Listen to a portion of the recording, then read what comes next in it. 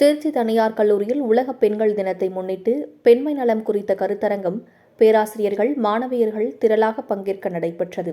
உலக மகளிர் தினத்தை ஒட்டி rotary club of Tiruchirappalli, butterfly, Trichy Bharathidasan பல்கலைக்கழகம், என்எஸ்எஸ் குழு, காவிரி மகளிர் கல்லூரியில் என்எஸ்எஸ் அமைப்பு மற்றும் திருச்சி ஜோசப் கண் மருத்துவமனை ஆகியவை இணைந்து பெண்மையின் நலம் என்ற தலைப்பில் கருத்தரங்கம் இன்று திருச்சி காவேரி மகளிர் கல்லூரியில் கல்லூரி முதல்வர் முனைவர் சுஜாதா தலைமையில் நடைபெற்றது.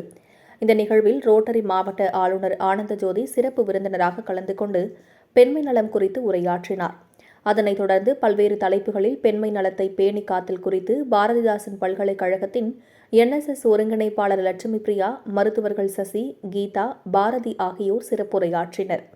இந்நிகழ்வில் ஜோசப் கண் மருத்துவமனையில் நிர்வாகியும், ரோட்டரி கிளப் ஆஃப் பட்டர்ஃப்ளை சங்கத்தின் தலைவர் சுபா, காவிரி மகளிர் கல்லூரி என்எஸ்எஸ் திட்ட அலுவலர் முனைவர் நீலா மற்றும் கல்லூரி பேராசிரியர்கள் மற்றும் மாணவிகள் திரளாக கலந்து கொண்டனர். ஸ்பெஷல் ப்ராஜெக்ட்ஸ், அதாவது பெண்களுடைய முன்னேற்றத்திற்கான நிகழ்ச்சிகளில் அதிகமாக கவனம் செலுத்தி பெண்கள் முன்னேற்றத்தில் நம்ம நிறைய ப்ராஜெக்ட் செய்யணும் அப்படிங்கிற ஒரு எண்ணத்தோடு ஒவ்வொரு மாதமும் ஒவ்வொரு சிறப்பு திட்டங்களை நாங்கள் செயல்படுத்திகிட்ருக்கோம்.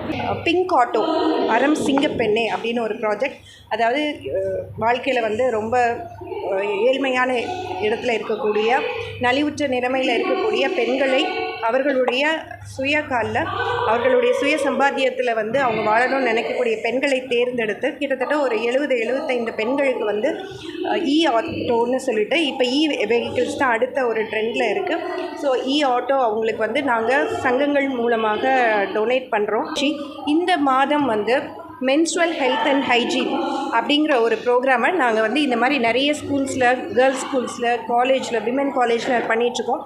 இதனுடைய முக்கிய நோக்கம் அப்படின்னா என்னென்னா, இந்த மாதவிடாய் நேரத்தில் பெண்கள் அவங்கள எப்படி சுகாதாரமாக பார்த்து கொள்ள வேண்டும், வருடம் முழுவதும் அவங்களுக்கான ஹெல்த்துங்கிறத எப்படி அவங்க மெயின்டைன் பண்ணணும், என்ன மாதிரியான நல்ல ஃபுட்டு எடுத்துக்கணும், எப்படி அதெல்லாம் மெயின்டைன் பண்ணணும், அவங்களுக்கான அந்த ஃபிட்னஸ் அப்படிங்கிற விஷயங்கள் அவங்களுக்கு ஒரு அவேர்னஸ் இல்லாமல் இருக்குது. அப்படி இருக்கக்கூடாது. அடுத்த ஜென்ரேஷன் ஒரு நல்ல ஆரோக்கியமான ஜென்ரேஷனாக இருந்தால் தான் நம்ம இந்தியா ஒரு ஆரோக்கியமான இந்தியாவாக எதிர்காலத்தில் வர முடியும்.